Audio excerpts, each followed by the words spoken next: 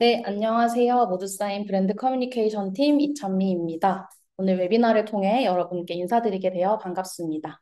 그리고 웨비나에 정말 많은 분들이 신청을 해주셨는데요. IMHR과 함께 준비한 웨비나에 관심 가져주시고 함께 해주셔서 감사드립니다. 오늘 웨비나는 2025 연차 촉진제도 완벽 가이드라는 주제로 진행되고 저희 모두사인과 IMHR이 함께 준비했습니다. 웨비나 시청 중 작은 이슈 상황들이 발생할 수 있습니다. 너그럽게 양해 부탁드리고 혹시 시청하시면서 불편하신 점 있으시면 채팅창에 입력해 주시면 저희가 빠르게 확인하고 도와드리도록 하겠습니다. 그리고 마지막 세션으로 많은 분들이 공통적으로 남겨주셨던 질문을 위주로 사전 질문에 대한 Q&A 세션을 준비했습니다. 또한 실시간으로 남겨주신 질문도 함께 다뤄보고자 하는데요. 질문은 채팅이 아닌 줌 하단 Q&A 기능으로 남겨주셔야 저희가 더 빠르게 확인할 수 있습니다. 네, 오늘 저희 모두 사인과 웨비나를 함께하는 IMHR을 소개드리도록 하겠습니다. IMHR은 컨설턴트 노무사분들을 중심으로 기업의 문제 해결과 실행에 집중하는 HR 전문가 팀입니다. 인사 노무, HR 자문, HR 컨설팅, 급여 아웃소싱, 콘텐츠 멤버십까지 다양한 HR 서비스를 제공해 주시고 계십니다. 그리고 실제로 저희 모두 사인도 콘텐츠 멤버십으로 HR 콘텐츠를 공급받고 또 제공해 드리고 있습니다. 네, 오늘 웨비나에 참여해주신 분들을 위한 혜택을 소개해 드리도록 하겠습니다. 먼저 오늘의 연사이신 노무사님께서 직접 검토해주신 연차 촉진제도 양식과 관련 실무 가이드 자료, 그리고 모두 사인을 활용할 수 있는 연차 촉진 전자서명 활용 가이드북, 그리고 모두 사인 전자서명 맞춤 무료 컨설팅까지 제공해 드리고자 합니다. 이처럼 올해 연차 촉진제도의 모든 것을 알아보실 수 있는 웨비나로 준비했으니까 끝까지 시청해주시고 함께해주시면 감사드리겠습니다. 네, 그러면 오늘의 연사를 소개해 드리고자 하는데요. IMHR 팀의 이고은 노무사님께서 함께 해주십니다. 노무사님께서는 보상체계 전문 컨설팅, 근로시간 휴가관리 체계 설계와 운영, 자문을 다수 수행하셨고 지금 IMHR 소속 컨설턴트로 활동하고 계십니다. 네, 그럼 첫 번째 세션인 실무자가 꼭 알아야 할 연차 촉진 제도의 핵심 요건을 노무사님 모시면서 바로 시작하도록 하겠습니다. 네, 노무사님 준비되시면 화면 공유하시고 공유 부탁드리겠습니다.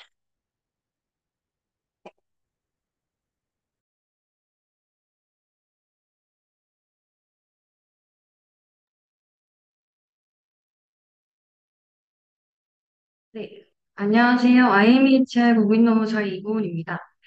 오늘 여러분들이 많이 궁금해하시는 연차 촉진 제도에 대해서 알려드리려고 하는데요. 먼저 사전에 해주신 질문들 보니까 연차 촉진 제도 자체 유효 요건에 대한 질문도 정말 많았는데요. 지금부터는 이렇게 복잡한 연차 촉진 제도의 요건, 그리고 구체적인 방법, 실무 사례들에 대해서 설명드리려고 해요. 지금부터 설명드리는 내용 잘 들어주시면 실무에 도움이 많이 되실 거라고 생각이 됩니다. 먼저 연차촉진 제도의 취지에 대해서 알아보겠습니다. 연차촉진 제도에 대해서 잘 아시는 분들도 많겠지만 근로자가 연차휴가를 사용하도록 회사가 촉진하는 제도입니다. 근로기준법 제61조에 아주 구체적으로 규정이 되어 있는 제도이고요. 이 제도의 가장 중요한 포인트가 하나 있는데요. 바로 적법한 연차촉진 제도를 실시한 경우에 회사는 미사용 휴가에 대한 금전보상 의무를 면할 수 있다는 건데요. 사실 앞으로도 설명해드릴 연차 촉진제가 유효하기 위한 요건들을 잘 지켜주셔야 하는 이유이기도 합니다. 단순히 연차 사용을 독려하고 촉진한다. 이런 개념을 넘어서 근로기준법상의 요건을 잘 준수를 해서 진행을 해주셔야 연차 촉진 제도의 궁극적인 법적 효과라고 할 수 있는 금전보상 의무를 면할 수 있게 됩니다. 연차 촉진 제도가 필요한 이유에 대해서도 알아보겠습니다. 연차라는 건 그 사용 기한이 지나면 미사용 연차로 남게 되고 미사용 연차를 그 다음해로 이월하는 제도를 두고 있지 않은 이상 미사용 연차는 네, 수당으로 전환되는 특징이 있습니다. 또 미사용 연차를 이월하는 제도를 두고 있더라도 연차 사용률이 저조하다면 퇴사 시점에 미사용 연차 수당을 너무 많이 지급해야 되는 경우도 발생할 수 있는데요. 네, 사실 이거는 근로기준법에서 연차 휴가라는 제도를 좀 취지와 맞는 상황은 아닙니다. 왜냐하면 연차 유급휴가라는 제도는 직원의 휴식권을 적극적으로 보장하기 위한 제도이기 때문인데요. 이 연차 촉진 제도를 통해서 연차 휴가라는 제도의 본래 취지에 맞게 직원이 연차를 수당으로 보상받는 것이 아닌 유급으로 근로제공 의무를 면제받고 휴식을 할 수 있도록 해서 기업의 입장에서도 금전적 보상 의무를 줄이고 재정 부담을 완화할 수 있게 됩니다. 네, 그렇다면 연차 촉진 제도를 어떻게 진행하는지 설명해 드리려고 하는데요. 먼저 크게 설명드리면 두 가지 단계입니다. 1차 촉구 그리고 2차 지정 단계입니다. 먼저 1차 촉구 단계는 회사가 근로자에게 연차 사용 계획을 제출하도록 요청하는 단계입니다.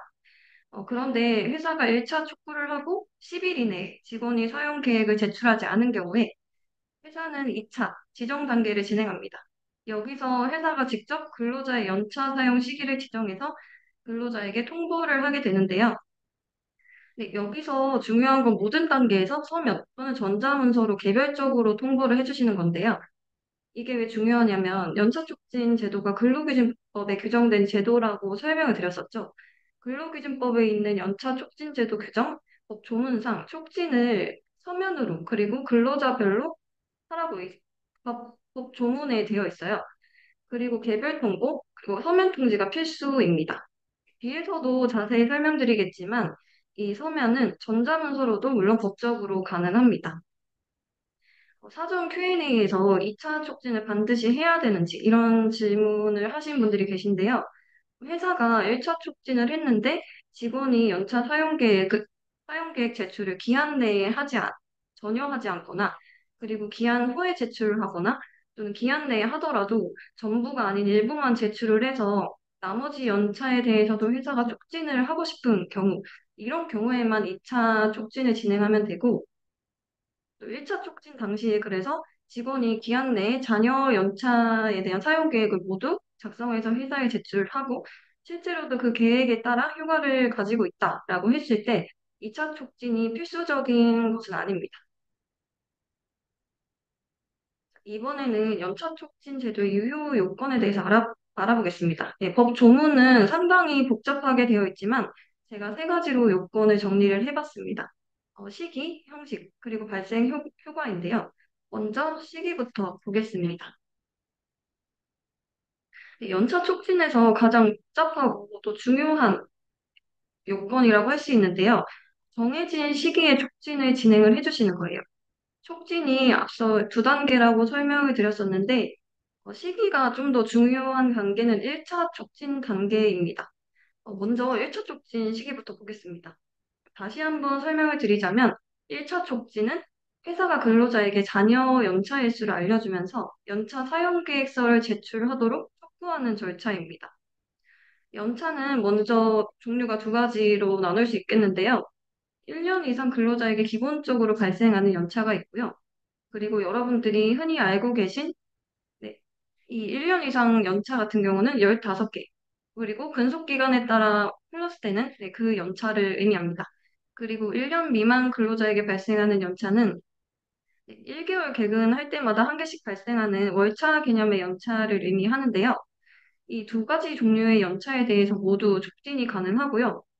다만 법문상 그 시기가 다릅니다. 먼저 1년 이상 근로자의 연차부터 보겠습니다. 휴가 사용기간 종료 6개월 전부터 12일 이내에 진행을 해주시면 되는데요. 네, 1월 1일 입사자를 가정을 하면 7월 1일부터 10일 사이에 진행을 해주시면 됩니다. 그래서 회계연도 기준으로 연차를 관리하는 회사에서도 1차 촉진을 7월 1일부터 10일 사이에 진행을 하게 됩니다. 그리고 1년 미만 근로자 촉진 방법에 대해서 질문해주신 분들도 있었는데요. 총 11일 중에 9일과 2일을 나눠서 진행을 합니다. 먼저 발생한 9일에 대해서는 입사일로부터 1년이 되기 3개월 전부터 10일 이내에 진행을 해주시면 되고요. 이후 발생한 2일에 대해서는 입사일로부터 1년이 되기 1개월 전부터 5일 이내에 진행합니다. 네, 안타깝게도 1년 미만 근로자의 경우에 회계연도 기준으로 촉진 절차를 거치는 게 법적으로 불가능합니다. 그래서 입사일이 개개인마다 다르기 때문에 입사일별로 촉진 절차를 진행을 해야 됩니다. 아마도 이게 상당히 좀 복잡하고 실무적으로 좀 쉽지는 않은데요. 1차 촉진에서 중요한 건 1년 중 가능한 기간이 10일 이내, 5일 이내 이렇게 제한이 되어 있다는 거예요. 상당히 짧은 기간인데요. 더 빨라서도 안 되고 더 늦게 해서도 안 됩니다. 반드시 그 가능한 기간 내에 1차 촉진을 해주셔야 법적으로 유효한 촉진이 됩니다. 다음은 2차 촉진 시기입니다. 1차 촉진 후에 미제출분에 대해서 2차 촉진을 진행한다고 설명을 드렸는데요. 근로자가 1차 촉진 후 10일 이내에 휴가 사용 계획을 제출하지 않은 경우에 회사가 근로자의 연차 사용 시기를 직접 지정해서 통보하는 절차가 2차 촉진입니다. 1차 촉진은 가능한 기한이 짧다고 설명을 드렸어요. 근데 2차 촉진은 데드라인만 잘 지켜주시면 됩니다. 2차 촉진 시작이 가능한 시점은 1차 촉진이 종료된 시점부터입니다. 그리고 그 시점부터 언제까지 2차 촉진을 해야 되는지 그 절차를 보겠습니다. 1년 이상 근로자 같은 경우에는 1차 촉진이 종료된 후에 휴가 사용기간 종료 2개월 전까지 진행을 해주시면 됩니다. 회계연도 기준으로 관리를 하거나 1월 1일 입사자를 가정을 해보면 10월 31일까지 2차 촉진을 완료를 해주셔야 됩니다. 그리고 1년 미만 근로자의 경우에는 회계연도 기준으로 역시 촉진이 불가능하기 때문에 입사일 기준으로 먼저 발생한 9일에 대해서는 1년이 되기 1개월 전까지, 그리고 이후 발생한 2일에 대해서는 입사일로부터 1년이 되기 10일 전까지 진행을 해주시면 됩니다. 2차 촉진 역시 회계연도 기준으로 1년 미만자는 관리가 좀 어렵기 때문에 일률적으로 촉진을 하는 것이 불가능하다는 점 잘 기억해 주시면 좋을 것 같습니다. 두 번째 요건은 형식입니다. 앞서 언급드리기도 했지만 개별적으로 그리고 서면으로 통보를 해주시는 것이 매우 중요합니다. 여기서 전자문서도 가능한지 많이들 궁금해 하시는데요. 고용노동부 6번 해석에 따르면 전자문서를 통한 연차 촉진도 가능합니다. 대신 도달 여부 확인이 가능해야 되는데요. 이 부분에 대해서는 한 번 더 추후에 설명을 드리도록 하겠습니다. 그리고 두 번째로는 구체적인 내용을 명시를 해서 진행을 해주셔야 됩니다.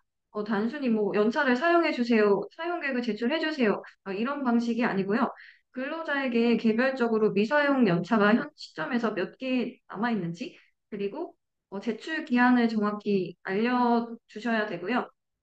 그리고 시기를 지정할 수 있는 사용 계획서, 공란으로 해서 근로자가 작성해서 제출할 수 있도록 서식을 같이 첨부를 해서 1차 촉진을 진행을 해주시면 됩니다.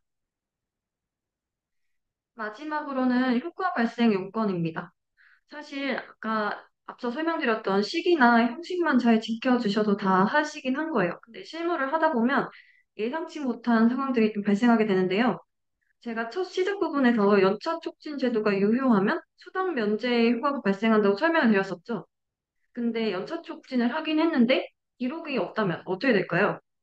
추후에 연차 수당 관련해서 분쟁이 발생했을 때 촉진을 했는데 회사가 촉진을 했다는 것을 입증을 못하면 연차 수당이 그대로 발생할 수 있게 됩니다. 그래서 촉진 절차를 진행했다는 자료를 기록하고 보관을 잘 해두셔야 됩니다. 그리고 두 번째는 실무적으로 생각보다 자주 등장하는 상황이에요.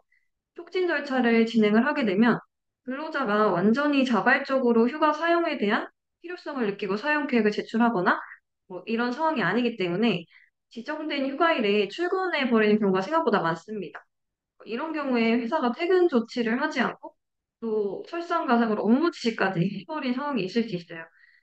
이런 경우에는 아무리 시기나 형식을 갖춰서 적법한 연차 촉진을 거쳤더라도 그날만큼은 연차를 사용한 게 아닌 게 돼요. 그래서 이제 그날은 연차가 소진이 안 됩니다. 그래서 촉진을 시기, 형식 다 갖춰서 했더라도 지정된 휴가일에 근로자가 출근을 하는 것은 아닌지 그것도 잘 모니터링을 해주셔야 되고 만약 출근을 한다면 노무 수령 거부를 어떻게 진행을 해야 될지도 대처 방법을 미리 정립을 해두시는 게 좋겠습니다. 결과적으로 살펴본 요건을 통해서 연차 촉진이 무효가 되는 사례에 대해서 보겠습니다.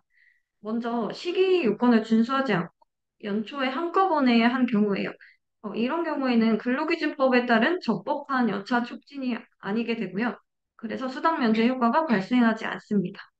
두 번째 경우는 Q&A로 질문해 주신 분도 계셨는데 전체 공지로만 통보한 경우입니다. 이 경우에 개별적인 통보가 아니기 때문에 근로기준법에 따른 적법한 연차 촉진이 아니게 됩니다. 세 번째 경우에는 휴가 발생 요건에서도 방금 설명을 드렸었는데요. 지정된 휴가일에 출근한 자에게 아무런 조치를 하지 않는 경우입니다. 이 경우에는 적법한 촉진 조치를 진행했더라도 해당 일만큼은 연차가 소진이 되지 않게 됩니다. 네, 마지막으로 정리를 하겠습니다. 연차 촉진 실무를 하면서 세 가지만 기억을 해주시면 되는데요. 첫 번째는 타이밍, 적법한 시기에 해주셔야 된다는 점. 그리고 반드시 개별적으로 서면, 전자문서로 진행을 해주셔야 된다는 점. 그리고 연차 촉진, 의무 수령 거부에 대한 기록을 잘 보존을 해두셔야 한다는 점입니다. 앞에서는 주로 연차 촉진 제도 자체의 법적 요건에 대해서 자세히 알아봤는데요. 이번에는 좀 더 실무적인 관점에서 한번 연차 촉진 제도에 대해서 자세히 살펴보도록 하겠습니다. 먼저 연차 촉진을 할 때는 서식이 필요하겠죠. 1차 촉구 시에는 미사용 연차 휴가 일수를 통보하면서 사용 시기를 기한 내에 지정해서 제출해줄 것을 촉구하는 서식이 필요합니다. 그리고 근로자가 작성하는 용도의 연차 휴가 사용 계획서가 필요합니다. 이렇게 보통 두 가지 서식을 붙여서 1차 촉진을 진행합니다. 근로자가 1차 촉구 때 사용 계획서를 제출하지 않아서 회사가 2차 통보를 하게 될 때는 회사가 직접 근로자의 연차 사용 시기를 임의로 지정해서 통보하는 서식도 필요합니다. 정리하자면 이렇게 총 세 가지 종류의 서식이 필요하다고 보시면 되는데요. 이번에 참여 신청해주신 분들을 대상으로 저희 IMEHR에서 연차 촉진제도 파일을 제공하고 있으니 실무를 하시면서 참고해서 활용하시면 좋을 것 같습니다. 그리고 오늘의 주제 중에 가장 중요하다고도 볼 수 있는 주제인데요. 연차 촉진을 서면으로 진행하는 것이 중요한 유효 요건이라고 설명을 계속 드리고 있습니다. 근데 이제 전자문서로 진행을 하는 것이 어떻게 가능한지 궁금하실 수 있을 것 같아요. 이거는 고용노동부의 유권 해석이 있습니다. 전자문서로 연차 촉진을 진행할 수 있다는 내용이고요. 다만 조건이 있습니다. 도달 확인이 되어야 된다는 것인데요. 만약에 이메일로 진행을 하게 된다면 수신 확인이 돼야 되는 구조여야 되고 실제로 수신 확인도 이루어져야 연차 촉진이 적법하다고 볼 수 있어요. 그런 것처럼 전자문서의 경우에도 도달 확인이 되는 구조이고 이걸 체크할 수 있어야 연차 촉진 제도에서 전자문서를 활용할 수 있게 됩니다. 네, 아시겠지만 일반 종이 서면보다는 전자문서가 실무를 하시면서 편리하시긴 하죠. 다만 편해서만 좋은 것은 아닙니다. 네, 먼저 말씀드렸던 것처럼 연차 촉진은 유효 요건이 충족이 되어야 그 법적인 효과인 수당 면제가 가능하다고 설명을 드렸습니다. 유효 요건을 정리해보면 시기, 형식, 기록 보관 이런 것들이 있었죠. 전자문서가 언제, 누가 어떤 문서를 전송하고 열람하고 서명했는지 자동으로 저장이 되는 구조라면 이 연차 촉진의 요건을 충족했는지 실무자 입장에서 체크를 하면서 실무를 진행할 수 있게 되고요. 또 분쟁 대응 시 입증에도 매우 용이해집니다. 또 전자문서는 보관에서도 매우 유리한데요. 법적으로 연차 휴가를 서류 보관 의무라는 게 있습니다. 그래서 연차 촉진 서류도 개별 근로자의 연차 휴가 사용이 모두 끝난 시점으로부터 3년간 보존을 해야 되는데요. 종이 서면보다는 아무래도 전자문서가 보존 의무를 준수하게 유리할 수 있겠습니다. 그리고 필요시 즉시 검색하고 제출도 가능하다는 점에서 실무를 좀 더 효율적으로 진행할 수 있겠습니다. 네, 다음은 제가 자문을 진행하면서 실무에서 자주 등장하는 자문 사례를 가져와 봤습니다. 먼저 첫 번째 자문 사례인데요. 연차휴가 사용 촉진 시 근로자의 동의가 반드시 필요한지. 네, 이런 질문인데요. 연차휴가 사용 촉진은 개별적인 동의는 필요하지 않습니다. 다만 취업규칙에 규정 정도는 있어야 할 텐데요. 일반적인 뭐 근로시간제나 휴일대체제도 이런 제도 도입하는 것에 준하는 근로자 대표와의 합의 이런 절차가 필요한 것은 아닙니다. 다만 연차 촉진을 시행하는 첫 해에는 촉진 시기가 다가왔을 때 갑자기 1차 촉진을 진행하는 것보다는 연초에 미리 사전 안내, 공지, 설명 절차 정도를 거치는 것이 인사관리 측면에서 바람직하겠습니다. 네, 두 번째 자문 사례입니다. 전체 근로자가 아니라 특정 부서, 직군에 대해서만 사용 촉진을 하는 것도 가능한지에 대한 질문인데요. 네, 가능합니다. 근거는 고용노동부 유권 해석이고요. 특정 부서에게 그리고 특정 직군에게 연차휴가 사용 촉진을 한다고 해서 균등처우 원칙 위반이라거나 네, 차별 이슈가 발생하는 것은 아닙니다. 네, 세 번째 자문 사례입니다. 미사용 휴가일수 일부에 대해서만 촉진을 한 경우 나머지도 면제되는지에 대한 내용인데요. 면제되지 않습니다. 촉진을 한 연차에 대해서만 수당이 면제되게 됩니다. 연차 촉진은 잔여 연차 일수 전체에 대해서만 할 수 있는 것이 아니고 일부에 대해서도 할 수 있습니다.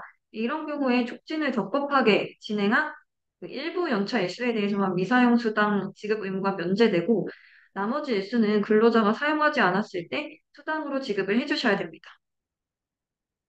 네, 마지막 실무자원 사례입니다. Q&A에서도 이 질문을 해주신 분이 계신데요. 직원이 연차 계획을 제출했지만 회사한 경우 수당을 지급하지 않아도 되는지에 대한 내용입니다.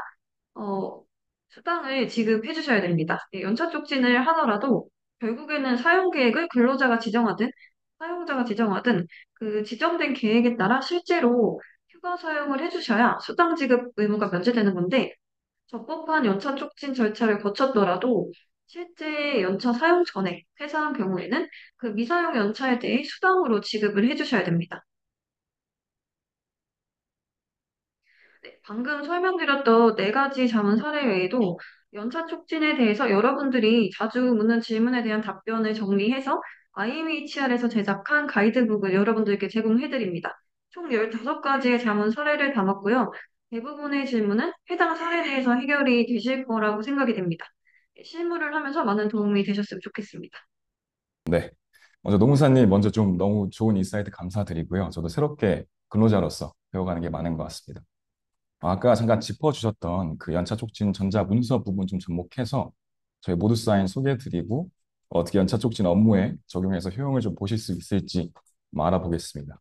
이제 모두 사인 현재 지금 이용하시거나 그 들어보신 분들도 많으시겠지만 궁금해하시는 분들도 있을 것 같아서 저희 모두 사인은 먼저 언제 어디서나 계약서 작성부터 계약 체결까지 보관 그리고 관리까지 이제 원스톱으로 진행하실 수 있는 전자 계약 솔루션입니다.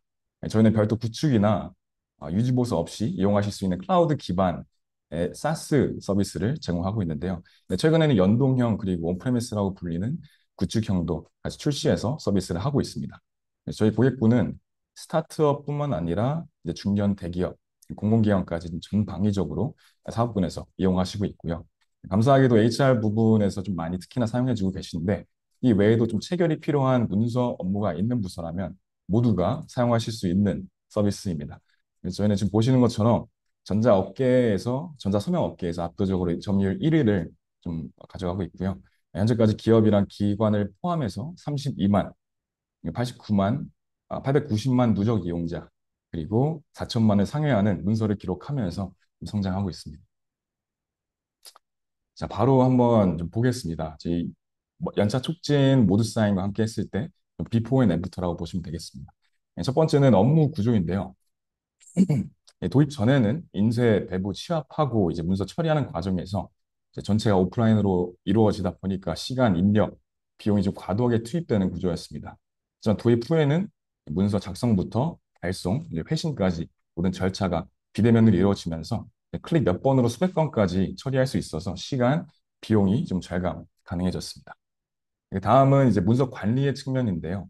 종이 기반일 경우에 각 근로자가 회신했는지 여부를 체크하기도 어려울 때도 있고 또 누락된 인원에 대해 개별적으로 확인해야 되는데 이제 도입 후에는 전자계약 시스템 내에서 모든 문서의 발송, 그리고 서명 상태, 그래서 아까 노무사님 말씀하신 도달 여부가 여기에 좀 해당이 될 것 같은데 실시간으로 확인할 수 있고 회신하지 않은 인원한테도 자동 알림 전송도 가능합니다. 그리고 세 번째는 법적 리스크입니다. 그래서 기존 방식에는 이제 회신 누락될 경우에 연차 사용 촉진 인정이 되지 않고 또 연차 수당 지급의 의무가 발생할 수가 있고 또 소명할 때 또 필요한 증빙 과정도 불명확할 경우가 또 있었습니다. 근데 이제 전자 계약을 도입하면 저희가 리마인드 기능을 통해서 또 적시에 알림을 전송할 수가 있고 모든 서명 이력이 저희가 제공하고 있는 그 감사 추적 인증서라는 문서가 있는데 이 문서를 통해서 보관되기 때문에 법적 대응 동안 좀 강화할 수가 있게 되었습니다. 잠깐 이 그 말씀드린 감사 추정 인증서가 뭔지 한번 좀 설명을 간략하게 드리면요. 이 탭을 한번 좀 보여드리겠습니다. 이렇게 저희가 좀 제공하고 있는 문서인데 모두 사인으로 계약이 체결됐을 때 자동으로 교부가 되는 문서입니다. 그래서 좀 보시면 뭐 문서 아이디, 고유 문서 아이디, 뭐 원본 검증 키부터 포함해서 좀 내려가시면 이제 몇 시, 몇 분, 어떤 IP 환경에서 어떤 담당자분이 어떤 계정을 가지고 액션을 취했는지 이 이력 사항이 다 나오게 됩니다. 그래서 아까 노무사님 말씀하신 근로자에게 도달했다는 사실이 명확하게 확인되어야 한다는 그 요건이 좀 충족될 수 있다라고 좀 말씀을 드릴 수 있을 것 같습니다. 다시 슬라이드로 돌아왔어요. 이제 그 전자서면 법적 근거에 좀 관련해서 노무사님이 잘 말씀 주신 부분이지만 또 저희 그 고객분들이 많이 여쭤보시고 궁금해하시는 부분이라서 한 번만 더 좀 짚고 넘어가고자 합니다. 그래서 기준법상 연차 촉진은 반드시 서면으로 해야 한다라고 좀 이루어져 있는데 이 전자거래기본법에 따르면 일정 요건을 갖춘 전자문서는 법적으로 서면으로 간주된다라고 되어 있습니다. 그래서 여기서 말하는 요건이 첫째, 이제 문서의 내용을 언제든지 열람할 수 있어야 되고 둘째, 해당 문서가 작성 또는 저장 당시의 형태로 재현 가능해야 한다는 건데요. 이제 모두 사인 이 두 요건을 모두 충족하기 때문에 법적으로 유효한 서면으로 인정이 되겠습니다. 더불어서 2017년도 고용노동부의 행정해석에서도 같은 입장을 명시하고 있다는 점 말씀을 드리겠습니다. 다음으로는 실제 사례를 좀 가지고 와봤습니다. 그래서 먼저 보여드릴 수 있는 사례는 온라인 중고차 거래 플랫폼 A사라고 좀 정보 관계상 명칭을 하겠습니다. 중견 기업이고 직원 수는 460여 명 계신데 저희 그 HR 업무 포함해서 전산 단위로 모두 사인을 지금까지 좀 이용해주고 계십니다.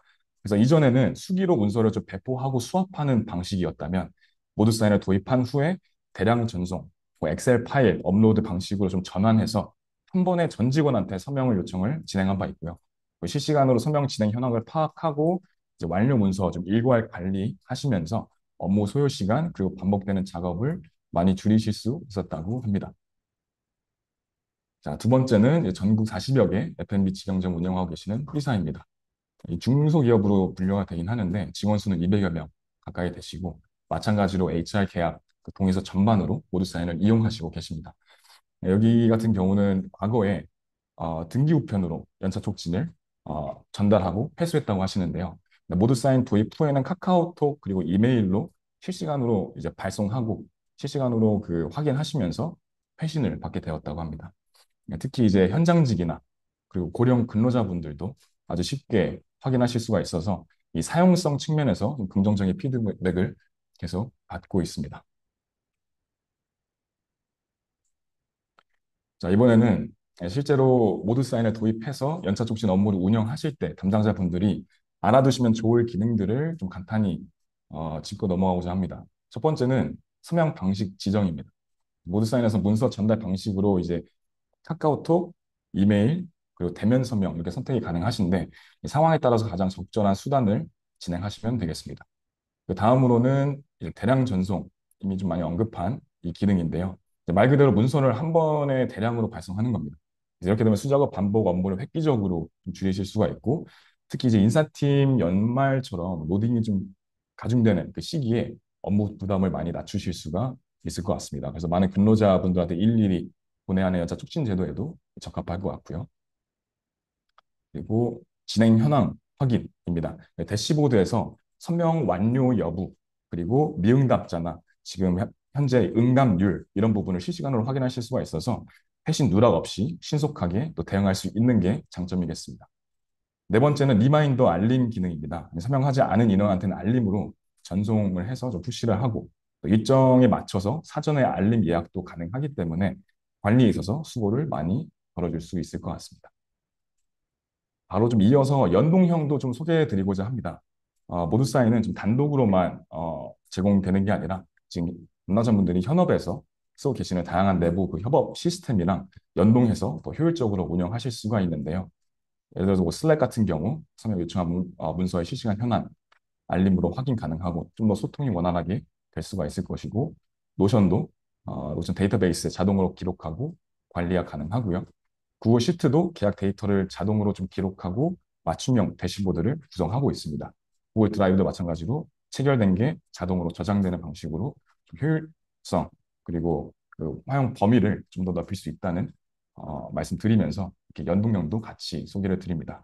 그래서 이 외에도 모두 쌓이는 그 API 연동 기능을 제공해서 지금 보여드린 어플리케이션 외에도 그 내부 회사 시스템 연동을 해서 진행할 수 있기 때문에 향후에 전사적인 뭐 디지털 전환이나 HR 자동화 흐름에도 좀 자연스럽게 연계가 가능하실 수 있다는 점 말씀을 드리겠습니다.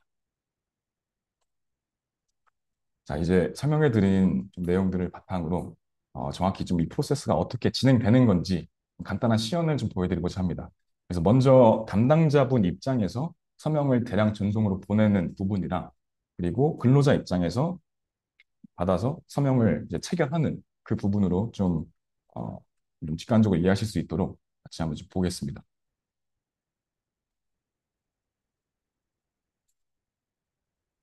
네, 이렇게 좀 아케이드 튜토리얼 형식으로 좀 준비를 했는데요.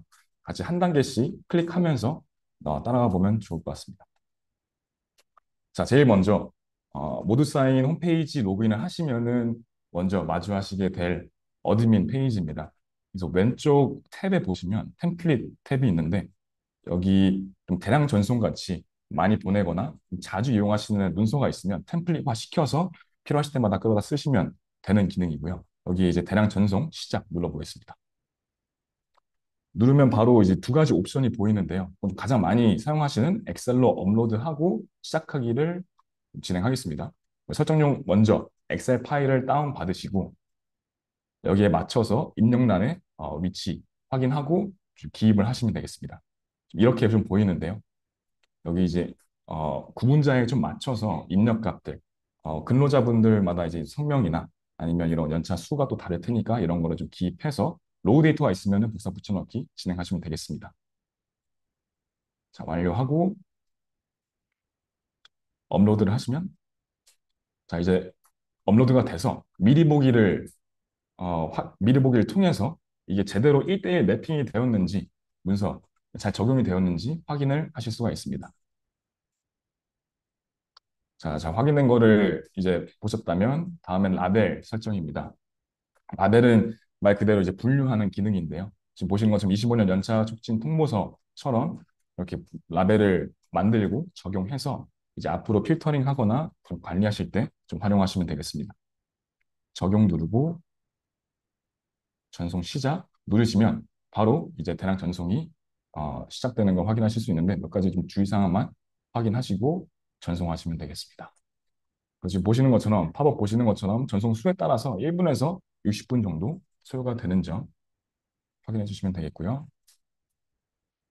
이렇게 자동으로 전송이 가게 됩니다. 자, 이제 여기까지가 담당자분들이 대량 전송으로 보내는 단계였습니다. 이렇게 몇 번 클릭만으로 대량으로 전송이 지금 다 끝난 상태이고요. 지금 이 화면부터는 근로자분이 이제 서명을 진행하는 그 단계입니다. 지금 저희가 이메일로 보내는 방식을 설정했기 때문에 지금 이메일로 받아본 이 화면이고요. 그 이메일 지금 문서 제목, 요청자, 서명자, 만료일 확인이 가능하고 근로자분이 서명하기 클릭을 하시면 되겠습니다. 자, 그 다음에 이제 본인 확인 어, 그 절차인데 어, 필요에 따라서 추가적인 보완을 위해서 그 본인 확인 절차들을 좀 더 강화시킬 수가 있는데 일단 지금 아무것도 안 했다는 가정하에 계정만 확인하고 다음으로 넘어가시면 되겠습니다. 넘어가고 문서 내용을 확인하시고 서명을 시작하기 하시면 지정해 놓은 그 서명란에 서명을 입력할 수 있게 됩니다. 여기는 그 인사 부서에서 좀 지정하시는 방식이 좀 자유롭게 선택이 가능하신데 어, 패드를 설정해서 그냥 사인을 그리는 방식으로도 가능하시고요. 이렇게 지금 도장을 날인하는 방식으로도 가능하십니다. 업로드나 생성형으로도 진행이 가능한 점 확인하시면 되겠고 지금 이렇게 도장을 바로 날인하고 완료를 해보겠습니다. 완료. 자, 여러분 여기까지가 전체 그 체결 프로세스가 완료가 되었습니다. 그래서 지금 좀 간단하게 흐름만 제가 좀 빠르게 훑었는데 만약에 좀 담당자님 그 실무에 맞는 그 플로우를 좀 보시기 원한다, 아니면 좀 상담을 원하신다 하면 이제 끝나고 있을 그 설문에 말씀을 좀 남겨주시면은 저희가 좀 따로 좀 안내를 드리도록 하겠습니다. 그러면 많은 분들이 질문 주셨던 내용들의 몇 가지만 꼽아서 노무사님과 또 저희 매니저님과 함께 이야기해 보도록 하겠습니다. 네, 첫 번째 질문입니다. 선부여하거나 2월 된 연차에도 연차 촉진제 적용이 가능한가요? 라고 질문 주셨는데요. 이거는 먼저 노무사님께서 답변 주시면 감사하겠습니다. 네, 먼저 Q&A 중에 질문을 뽑아봤는데, 어, 선부여하거나 2월 된 연차에도 연차 촉진제를 적용할 수 있는지에 대한 질문이 있었어요. 근데 이거는 불가능합니다. 근로기준법상 사용 촉진 대상이 되는 연차 휴가는 1년 미만자에게 발생하는 월차, 그리고 전년도 출근율에 의해 발생된 연차 휴가이므로 선부여하거나 2월 된 연차를 대상으로 근로기준법에 따라 법적으로 유효한 연차 촉진을 진행하기는 어렵습니다. 네, 두 번째 질문입니다. 취업규칙에 관련 규정이 없어도 연차 촉진제를 시행할 수 있나요? 라고 질문 주셨고, 이 부분도 노무사님께서 답변해 주시면 감사하겠습니다. 보통 취업규칙에 연차 촉진제 규정은 기본적으로 들어가 있긴 한데요. 가끔 규정이 없는 뜻인가 봐요. 근데 이거 노동부랑 대법원 입장이 좀 엇갈립니다. 고용노동부는 취업규칙이나 단체 협약에 연차 촉진을 금지하는 규정만 없으면 굳이 연차 촉진제에 대한 규정이 없더라도 근로기준법에 의해서 가능하다는 입장입니다.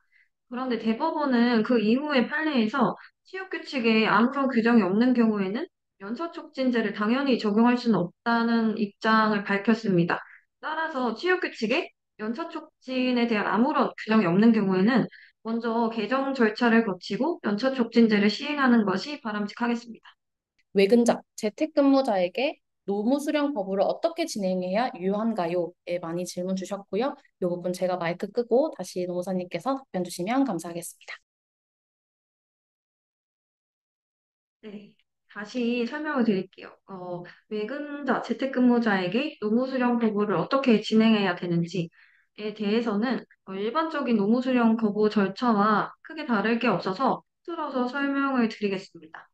먼저 사전 공지가 필요합니다. 지정된 연차일에 출근 의무가 없고 또 출근을 하더라도 근무를 하더라도 근무한 것으로 인정되지 않는다라는 점을 사전에 공지를 해주시고 중요한 것은 그 기록을 남겨주시는 것입니다. 근로자가 반드시 수신 확인도 해야 되는 거는 당연한 건데 물론이겠고요. 그리고 추가로 또 실제로 그날 근무를 하지 않도록 어떤 업무 시스템 같은 차단 조치를 해주시는 것도 필요합니다. 네, 그래서 뭐 이제 영업관리, 영업직 같은 경우는 영업앱 사용 제한 이런 조치를 진행해 주시고 이것도 기록을 남겨주시면 좋습니다. 네, 남겨주셔야 됩니다. 그리고 세 번째는 업무 지시가 일어나지 않도록 주의를 주시는 건데요. 실제로 출근을 하고 뭐 시스템 차단 그리고 뭐 사전 공지 이런 것들 기록이 있더라도 업무 지시가 현장에서 일어나 버려서 근무를 하게 되면 어, 네, 노무수령 거부를 아무리 열심히 했더라도 그 거부 자체가 무효가 될 수 있습니다. 그래서 업무 지시가 일어나지 않도록 주의를 주고 즉시 퇴근 조치나 이런 네, 조치를 취해 주시는 것도 매우 중요합니다. 네, 세 가지로 기억을 해주시면 되는데요. 사전 공지, 그리고 시스템 차단, 업무 지시 일어나지 않도록 하기. 이 세 가지를 반드시 지켜주시고 기록을 남겨주시면 됩니다. 유형부호제 관련된 연차 촉진 질문에 답변 주시면 감사하겠습니다. 네, 안 울리길 바라면서 네 번째 질문에 대해 답변 드리겠습니다. 유연근무제를 시행하고 있는 경우에 연차 촉진을 어떻게 진행하는지 많이 궁금하실 수 있을 것 같아요. 먼저 시차 출퇴근제부터 말씀을 드리겠습니다. 시차 출퇴근제는 특별한 건 없고요. 출퇴근 시간이 조정이 될 뿐이지 일일 소정 근로 시간은 정해져 있기 때문에 일반적인 근로자와 다를 것은 없습니다. 그리고 네, 그래서 시차 출퇴근제는 동일하게 진행을 해주시면 되고요. 선택 근로제도 크게 다를 건 없는데 이제 연차를 몇 시간을 차감해야 되는지 이게 좀 헷갈리실 수 있을 것 같아요. 완전 자율적인 선택 근로 시간제를 도입하고 계신 경우에 매일 출근 의무가 있다고 보기는 어렵기 때문에 연차 촉진제 적용이 좀 헷갈릴 수는 있습니다만 선택 근로제에서도 기본 근로 시간이라는 개념이 있고 또 그 기본 근로 시간을 기준으로 기본급을 산정해서 지급을 하게 되는데요. 그래서 실무적으로 선택적 근로시간제 하에서 연차 요구 휴가나 기본급을 지급하면서 휴가를 부여하는 구조라고 이해를 해주시면 되고요. 선택근로제를 도입을 하실 때 서면합의서에 연차나 휴가 산정에 필요한 일일 근로시간을 포함하도록 되어 있습니다. 그래서 서면합의서에 보통은 실무상 일일 8시간으로 설정을 해두고요. 이거는 개별 서면 합의 내용에 따라 다를 수 있겠습니다. 근데 연차를 하루 쓰면 8시간 휴가 사용으로 처리하시면 되고, 네, 8시간으로 설정되어 있는 경우에 8시간 휴가 사용으로 처리하시면 되고, 그 외에 촉진 절차나 방법은 일반적인 앞서 설명드렸던 경우와 다를 게 없습니다. 네, 감사합니다. 다음은 모두 사인 서비스 이용과 관련해서 많은 분들이 질문 주신 내용들 다뤄보도록 하겠습니다. 네, 먼저는 서명하는 임직원분들, 근로자분들도 모두사인에 가입해야 하는지 많이 질문 주셨는데요. 이 부분은 저희 모두사인 김영진 매니저님께서 바로 답변해 주시면 감사하겠습니다. 네, 일단은 가입할 필요가 없습니다. 수명자의 경우에 사인에 가입할 필요 없이 이메일, 카카오톡 등으로 수명 요청 링크를 전달한 후에 PC, 스마트폰으로 언제든 어디서나 수명하실 수가 있습니다. 네, 감사합니다. 다음 질문입니다. 대량 전송 기능으로 한 번에 최대 몇 건까지 발송할 수 있는지 질문 주셨습니다. 답변 부탁드리겠습니다. 네, 아까 엑셀 그 시험 보여드렸는데 그런 방식으로 진행했을 때 최대 5천 건까지 발송 가능합니다. 한 번에. 네, 방금 답변을 잘 못 들으셨다고 했는데요. 우선 저희 모두 사인은 서명하시는 상대방, 즉 근로자분들, 임직원분들은 가입이 필요 없으십니다. 네, 다음 질문으로 넘어가도록 하겠습니다. 문서 보관 기간 또는 용량에 제한이 있는지 질문 주셨습니다. 네, 문서 보관 기간이나 용량에는 별도 제한이 있지 않습니다. 그래서 투명이 완료된 문서는 자동으로 보드 사인에 저장이 됩니다. 그리고 수명 요청자의 따로 파기 요청이 있지 않는 이상 영구적으로 보관이 잘 된다 말씀을 드리겠습니다. 네, 한 가지 더 질문 많이 주신 부분인데요. 해외에 있는 근로자 대상으로도 모두 사인을 이용할 수 있는지도 질문 주셨습니다. 네, 저희가 이제 요청을 보낼 때 언어 지원이 가능합니다.